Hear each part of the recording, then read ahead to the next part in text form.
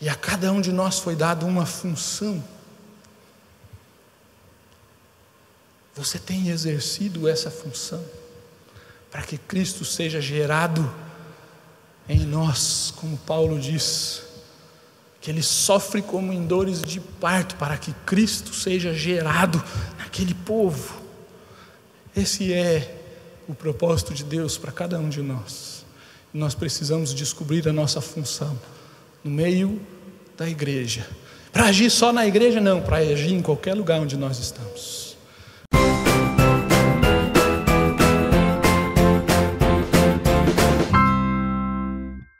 Escutem-me, vocês, ilhas, ouçam vocês, nações distantes. Antes de eu nascer, o Senhor me chamou. Desde o meu nascimento, Ele fez menção do meu nome. Ele fez a minha boca uma espada afiada. Na sombra da sua mão, Ele me escondeu. Ele me tornou uma flecha polida e escondeu-me na sua aljava. Ele me disse: você é meu servo, Israel, em quem mostrarei o meu resplendor. Mas eu disse: tenho me afadigado sem qualquer propósito, tenho gastado minha força em vão e para nada. Contudo, o que me é devido está na mão do Senhor, e a minha recompensa está com o meu Deus. E agora o Senhor diz: aquele que me formou no ventre para ser o seu servo, para trazer de volta Jacó e reunir Israel a Ele mesmo, pois sou honrado aos olhos do Senhor, e o meu Deus tem sido a minha força. Ele diz: para você é coisa pequena demais ser meu servo, para restaurar as tribos de Jacó e trazer de volta aqueles de Israel que eu gerei. Também farei de você uma luz para os gentios, para que você leve a minha salvação até os confins da terra. Assim diz o Senhor, o Redentor, o Santo de Israel, aquele que foi desprezado e detestado pela nação, ao servo de governantes. Reis o verão e se levantarão, líderes o verão e se encurvarão, por causa do Senhor que é fiel, o Santo de Israel que o escolheu. Irmãos, essa profecia se refere, em primeiro momento, ao próprio Israel. E a figura que Isaías usa é como se o próprio Israel, a própria nação de Israel, estivesse falando. Está em primeira pessoa, ele diz: eu, Israel, o Senhor me formou. É como o próprio Israel estivesse falando de sua formação, de seu nascimento. E o texto nos fala algumas coisas interessantes a respeito dessa formação de Israel. Deus vai reafirmando a Israel algumas coisas, vai trazendo à memória de Israel algumas coisas, que eu quero que a gente rapidamente veja, perceba, e guarde, para depois ir à frente e ver como Deus cumpre isso, de que maneira Ele faz cumprir essa verdade. Então, a primeira coisa que Deus afirma aqui, que o profeta diz, é que Deus conheceu Israel antes mesmo dele existir. Deus imaginou Israel. Deus pensou em Israel, antes que Israel viesse a tomar existência, Deus imaginou e pensou. Diz aí o verso 1, escutem-me vocês ilhas, ouçam vocês nações distantes. Antes de eu nascer, o Senhor me chamou. Antes de Israel existir, já havia uma imaginação, já estava na mente de Deus, um projeto, uma razão de ser para Israel. E desde o meu nascimento, Ele fez menção do meu nome. Foi o próprio Senhor quem concebeu Israel. Assim como uma mãe concebe um filho, Deus, o Senhor, concebe Israel a partir de Abraão e forma, assim como o verso 5 diz, o Senhor diz que aquele que me formou no ventre. Isso é o que Deus fez, imaginou Israel. Segundo lugar, Deus chamou Israel, como nós já lemos, e deu a Israel um propósito de ser. Ele não formou Israel e jogou no mundo e falou: vai aí, agora aproveita, o mundo está aí à sua própria vontade. Não, Ele formou Israel e deu uma razão de ser, um propósito a Israel de existir. Nós já lemos o verso 1, que diz: antes de existir, o Senhor me chamou, desde o meu nascimento, Ele fez menção do meu nome. Verso 5, e agora o Senhor diz: aquele que me formou no ventre para ser o seu servo, para trazer de volta Jacó e reunir Israel a ele mesmo, pois sou honrado aos olhos do Senhor, e o meu Deus tem sido a minha força. 6. Ele diz: para você é coisa pequena demais ser meu servo, para restaurar as tribos de Jacó e trazer de volta aqueles de Israel que eu guardei. Também farei de você uma luz para os gentios, para que você leve a minha salvação até os confins da terra. Deus imaginou, pensou em Israel antes da existência, trouxe Israel à existência e deu a Israel um propósito: você será meu servo, e você será, além de reunir Jacó e Israel, você será luz, salvação para os gentios até os confins da terra. Você, Israel, esse é o seu propósito de existir. É como se Deus tivesse imaginado, como um homem que imagina um pedestal, algo assim. Vamos ver se eu não caio aqui no meio disso. Isso é um pedestal. Vamos tirar o microfone.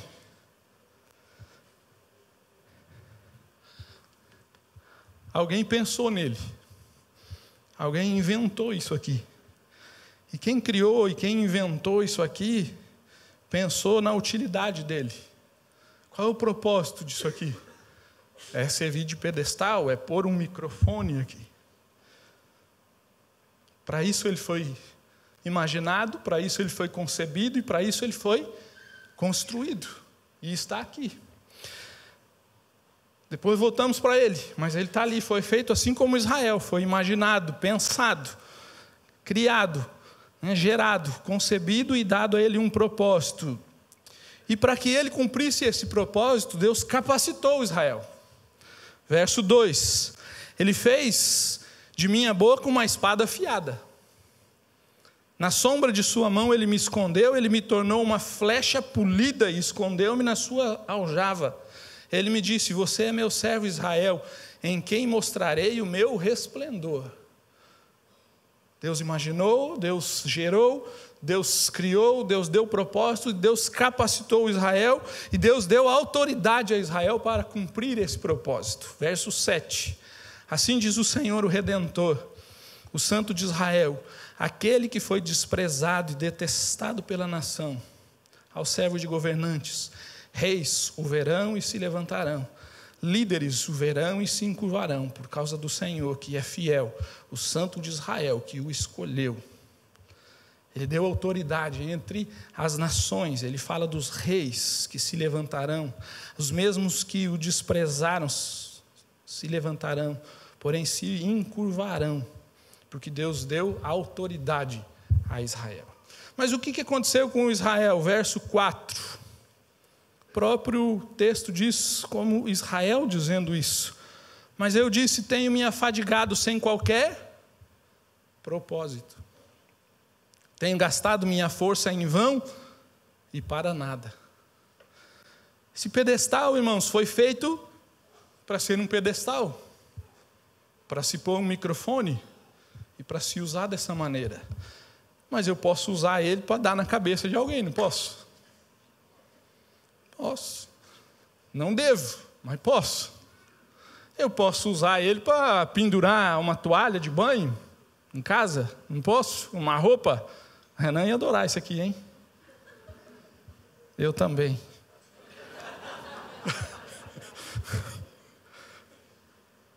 Não, uma função, mas nós adoramos mudar a função das coisas e utilizar as coisas com outro propósito. Nós fazemos isso. Quando a gente trabalha com ferramentas, trabalhei muitos anos com instalação de elevador, e então a gente pega as ferramentas e tem um curso só para ensinar você a utilidade de cada ferramenta. E se o teu supervisor pega você usando uma ferramenta que é para um fim, em outro fim, ele chama: senhor, cara, tu não fez o curso?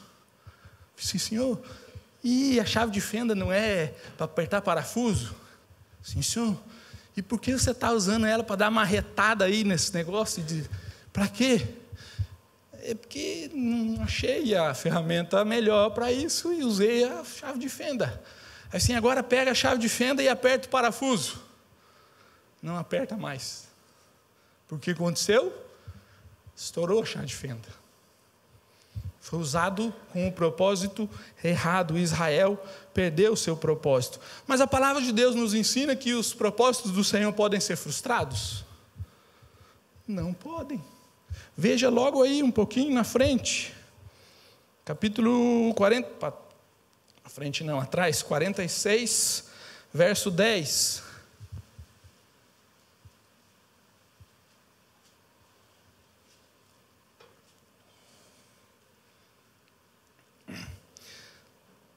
Desde o início faço conhecido o fim.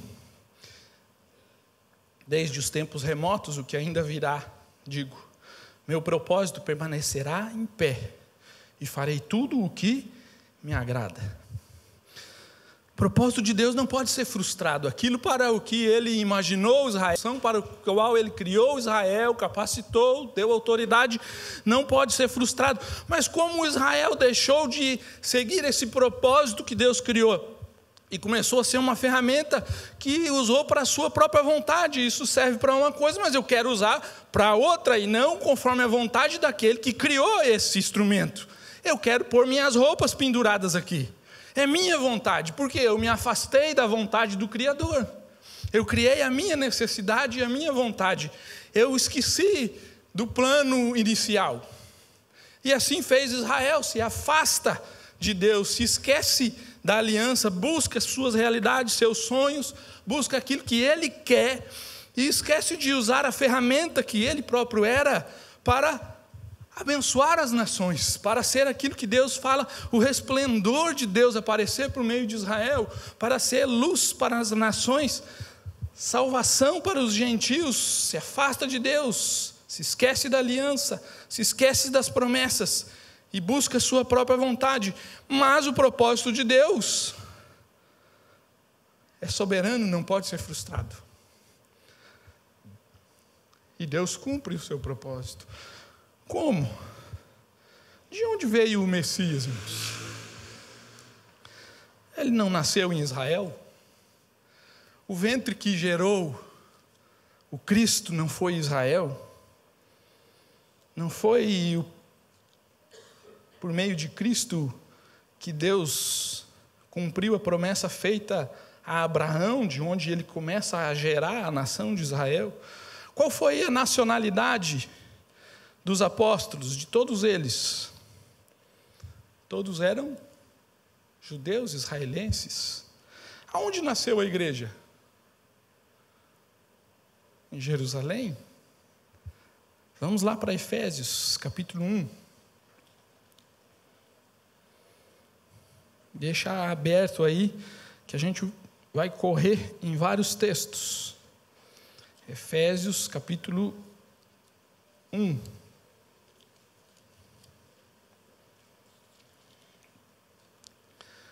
Verso 3. Nós vamos ler praticamente o capítulo 1, boa parte dele, mas vamos, pela questão do tempo, pegar aquilo que nos é mais importante hoje. Verso 3 diz assim: bendito seja o Deus e Pai de nosso Senhor Jesus Cristo, que nos abençoou com todas as bênçãos espirituais nas regiões celestiais em Cristo.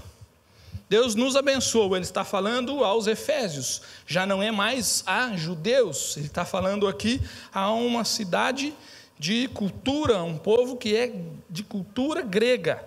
E ele está falando de como Deus abençoa esse povo. Verso 7, ele diz assim: nele, em Cristo, temos a redenção por meio do seu sangue, o perdão dos pecados, de acordo com as riquezas da graça de Deus, a qual Ele derramou sobre nós com toda a sabedoria e entendimento, e nos revelou o mistério da sua vontade, de acordo com o seu bom propósito, que Ele estabeleceu em Cristo.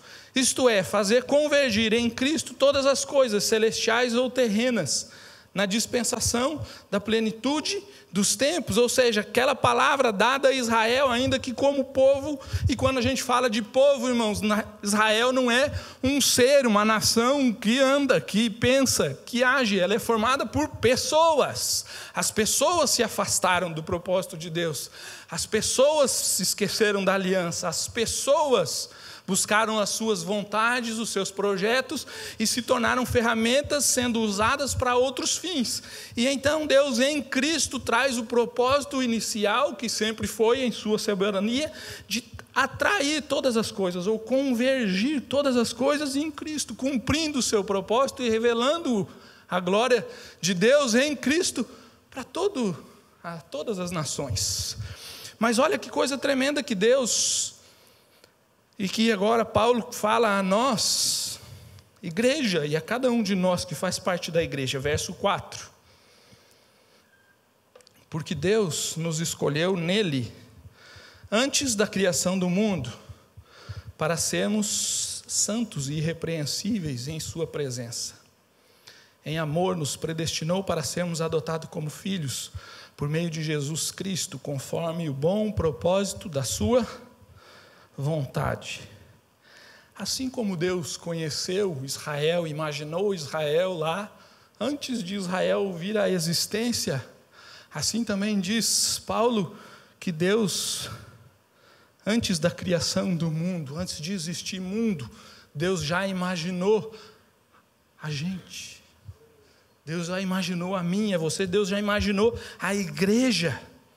E Ele não só imaginou, mas Ele também deu um propósito a essa igreja. Romanos nos ajuda falando de como Deus imaginou isso. Não precisa ir lá, eu vou ler aqui, porque nós vamos voltar para Efésios.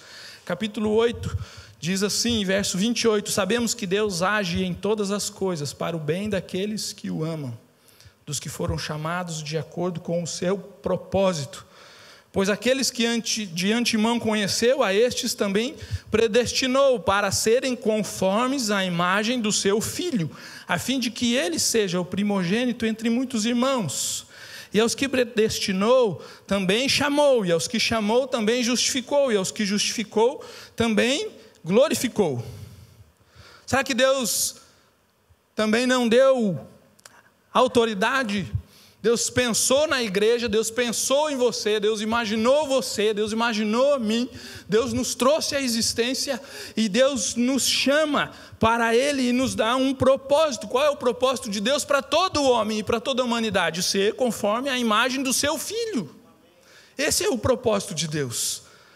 Ele nos deu o propósito, e se a gente for desenrolando esse propósito na carta de Paulo aos Efésios, ele vai dizer algumas coisas que são as características da obra de Cristo em nós. Verso 4. Porque Deus nos escolheu nele antes da criação do mundo, primeiro, para sermos santos e irrepreensíveis em sua presença. Em amor nos predestinou para sermos filhos, adotados como filhos, por meio de Jesus Cristo, conforme o bom propósito da sua vontade, para o louvor da sua gloriosa graça, a qual nos deu gratuitamente no amado. Verso 9. E nos revelou o mistério da sua vontade, de acordo com o seu bom propósito, que Ele estabeleceu em Cristo, seu servo, que também é Israel, porque Israel é uma figura de Cristo. Cristo é o Israel perfeito, Cristo é o Israel que o povo Israel deveria ser, e Cristo é o perfeito servo de Deus. Verso 10, isto é, de fazer convergir em Cristo todas as coisas celestiais ou terrenas na dispensação da plenitude dos tempos. Nele fomos também escolhidos, tendo sido predestinados conforme o plano daquele que faz todas as coisas segundo o propósito da sua vontade, a fim de que nós, os que primeiro esperamos em Cristo, sejamos para o louvor da sua glória. Ou seja, Deus nos chamou, Deus nos imaginou, Deus nos concebeu, Deus nos trouxe à existência, nos chamou e nos disse. E o propósito dele para nós é sermos santos e irrepreensíveis, sermos como filhos, sermos parte dessa lente que converge todas as coisas para Cristo. E isso tudo para quê? Para sermos para louvor da sua glória em Cristo. E aí eu pergunto para você, você tem sido para o louvor da glória de Deus? Esse é o propósito para o qual existimos.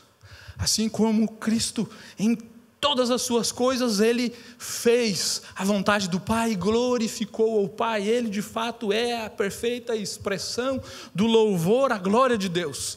E a palavra diz que nós somos criados, pensados, chamados, capacitados, nos dado autoridade para sermos em Cristo algo que louva a glória de Deus. Será que nós temos sido? Romanos vai dizer que nós precisamos ser conforme a imagem do Filho. Pedro vai dizer que nós nos tornamos participantes da natureza divina. Colossenses vai dizer que em nós recebemos a imagem do Criador. Coríntios, na segunda carta, Paulo vai dizer que nós vamos sendo transformados de glória em glória, sendo transformados em glória cada vez maior, a qual vem do Senhor, que é o Espírito, transformados na imagem de Cristo. Propósito de Deus para nós. Mas o que nós fazemos? Nós pegamos aquilo que nós deveríamos ser e começamos a traçar os nossos projetos, os nossos sonhos, as nossas vontades e as nossas expectativas, e começamos a usar a ferramenta que deveria ser para a glória e louvor de Deus, para ser a imagem do Filho, como esse pedestal para pendurar roupa, para agredir alguém, para me trazer algum outro benefício, senão ao qual para a função que ele foi criado. E então deixamos de ser esta igreja e esta parte do corpo, chamado para ser o louvor da glória de Deus. Você tem sido, de fato, nos seus dias, nas suas ações, no seu pensar da vida e da existência, alguém que se entende nas mãos de Deus, cumprindo o propósito para o qual Ele trouxe você à existência. E Efésios fala desse poder que o Senhor nos deu para cumprir o propósito que Ele nos dá. Verso 18. Oro também para que os olhos do coração de vocês sejam iluminados, a fim de que vocês conheçam a esperança para a qual Ele os chamou, as riquezas da gloriosa herança dele nos santos, e a incomparável grandeza do seu poder para conosco, os que cremos, conforme a atuação da sua poderosa força. Onde está essa poderosa força? Em nós.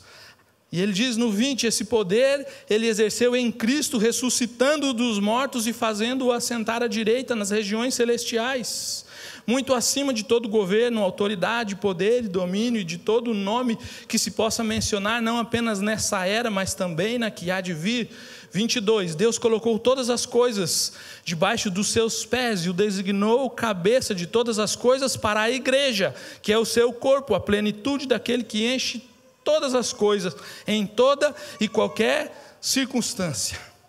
A igreja tem todas as ferramentas para cumprir o propósito de Deus, que é trazer o homem, ou devolver ao homem a imagem e semelhança do Deus que o criou, a função que Deus o criou, a fazer de cada um de nós uma semelhança de Cristo. E depois Paulo começa a fazer, porque muitas vezes nós temos o costume de falar de igreja e pensar em igreja como um corpo sem personalidade, sem pessoas. Igreja são pessoas, sou eu e você. Eu e você. E Paulo, então, no capítulo 4 de Efésios, diz o seguinte, a partir do verso 3, falando agora com a igreja, mas com as pessoas, sempre com as pessoas. Façam todo o esforço para conservar a unidade do Espírito pelo vínculo da paz. Há um só corpo, um só Espírito, assim como a esperança para a qual vocês foram chamados é uma só. Há um só Senhor, uma só fé, um só batismo, um só Deus e Pai de todos, que é sobre todos, por meio de todos e em todos.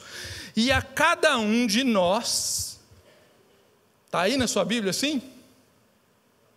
E a cada um de nós pode estar com umas palavras um pouquinho diferentes, mas é isso aí que significa, não é?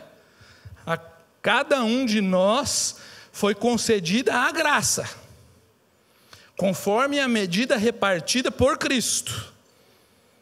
E por isso é que foi dito: quando ele subiu em triunfo às alturas, levou cativo muitos prisioneiros e deu dons aos homens. O que significa ele subiu, senão que também havia descido às profundezas da terra? Aquele que desceu é o mesmo que subiu acima de todos os céus, a fim de encher todas as coisas.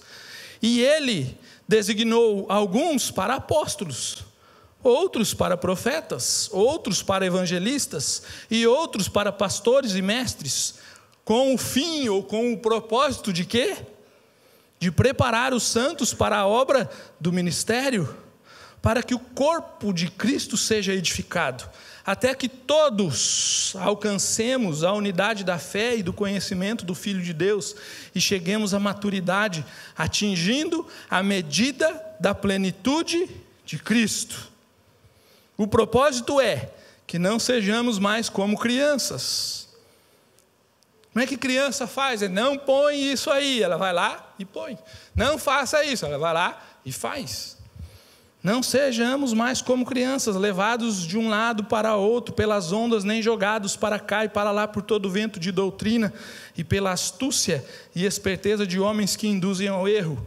Antes, seguindo a verdade e amor, cresçamos em tudo naquele que é a cabeça, Cristo. Dele todo o corpo, ajustado, unido pelo auxílio de todas as juntas, cresce e edifica-se a si mesmo em amor, na medida em que cada parte realiza a sua função. Quem? Cada parte realiza a sua função. Deus imaginou você, Deus concebeu a sua existência, Deus chamou você, Deus capacitou você, Deus lhe deu autoridade e Deus lhe deu uma função, para que o corpo como um todo cresça, edifique-se, e que juntos nós vamos amadurecendo até chegarmos juntos à medida da plenitude, da estatura ou da maturidade de Cristo. Mas quando a gente começa a usar desse propósito, ou deixar ele de lado, esquecer para o que nós fomos criados, nós começamos a buscar a nossa vontade, a nossa vida se enche da mesma frustração que se encheu a vida de Israel. Porque o que diz lá em Isaías: enfado, tenho trabalhado sem propósito, sem nada serve. E assim é a vida nossa, quando nós não entendemos o propósito da nossa existência nesse mundo, o qual Deus nos deu, e Ele nos deu uma função nesse corpo. O seu propósito é trazer um novo homem, ou criar um novo homem. A igreja, perfeita, repreensível como Cristo, mas cada um de nós tem uma função a executar, para que essa igreja de fato seja assim. Quem sabe você não está fugindo do seu propósito ou usando a ferramenta que você é para outro objetivo. E então ela não edifica pessoas, ela não abençoa vidas, ela não traz no outro a imagem de Cristo, porque não reflete de você no outro a imagem de Cristo. Mas sabe o que mais irrita de quem não faz a sua função? É que atrasa os outros. Porque eu preciso de você, você precisa de mim. Tem uma música antiga, né? Lembrei agora. Nós precisamos de Cristo até o fim.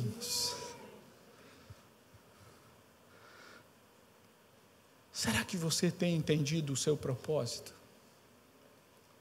Ou será que você tem vivido a vida conforme as circunstâncias vão surgindo, sem deixar-se ser esse instrumento que vai edificando a vida de quem está ao seu lado, seja na igreja, seja fora da igreja, em qualquer lugar onde você está? O propósito do Senhor para você é ser alguém que edifica, alguém pela qual o Senhor usa como instrumento para ser às nações a luz. E de tantas formas a Bíblia fala e repete isso, e mais uma vez nós estamos pregando e repetindo, porque é o que a palavra diz. Mas sabe qual é o meu consolo? É que os planos do Senhor não podem ser frustrados. Porque quando a gente olha para a igreja que a gente vê, nós devíamos ver Cristo, não devíamos? Devíamos ver a imagem de Cristo, porque Ele é a cabeça, nós o corpo. Mas aí quando nós olhamos para a igreja, a gente vê uma orelha fora de lugar, a orelha no lugar do olho, a mão no lugar do pé, o nariz no lugar do joelho, só uma perna, porque a outra decidiu que não queria ser perna, queria ser outra coisa e foi fazer outra coisa. E assim a gente vê uma igreja que parece um monstrenguinho, parece um ser disforme, parece aquela coisa que nasce toda distorcida, como se tivesse tudo fora de lugar, porque um quer ocupar e fazer a função que é do outro, e o outro que não quer fazer a sua função, quer fazer outra coisa, e assim vai se frustrando. Mas a igreja que Jesus, ou que Deus o Pai vê, Efésios mesmo vai dizer, ela é perfeita, santa, está em Efésios 5, sem mancha, sem mácula, sem ruga, linda, perfeita, a noiva perfeita, porque o próprio Cristo a formou e a santificou em perfeição. Então eu sei que eu vou chegar lá, porque há pessoas derramando-se na minha vida, edificando a minha vida e me fazendo parecer-se um pouquinho mais com Cristo. E eu tenho investido tudo que o Senhor me dá para que as pessoas possam ser edificadas e parecer-se um pouquinho mais com Cristo. E nós vamos chegar lá, aqueles que juntos, aquele que na palavra o Senhor chama do seu remanescente fiel, esse é o seu corpo perfeito, é esse que Ele vem buscar.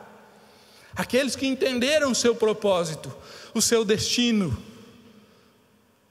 no sentido de função, aqueles que entenderam e cumprem e se põem nas mãos de Deus, a estes o Senhor vem buscar as suas ferramentas, a sua noiva, e estes é que vão encontrar com Ele nos céus. E os outros? Os outros estão servindo de tropeço. Diz João que haviam muitos que estavam entre eles, mas não eram deles. O propósito daqueles, aonde João fala na sua primeira carta, se não me engano, o propósito daqueles era servir ao anticristo. Assim eles se puseram no coração como propósito. E serviam ao anticristo, mas estavam no nosso meio.